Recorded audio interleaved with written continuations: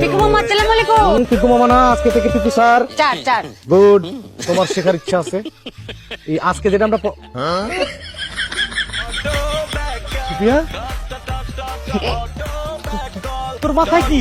জি বলছি চার জ্ঞান কোনো তাকে পায়ে। আরে বোকা, জ্ঞান থাকে মাথায়। আপনি আমার মাথায় কিটা করতে চেয়েছিলেন? জ্ঞানের আলো দিতে চাইছিলাম। বুঝে পেয়েছেন? রুপিয়া নিজ দায়িত্বে তার জ্ঞানের আলো চড়িয়ে দিয়েছে।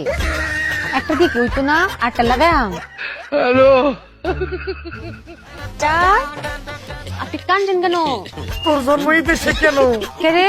তোর তো এই দেশে জন্ম হওয়ার কথা না, তুই তো একটা বিজ্ঞানী।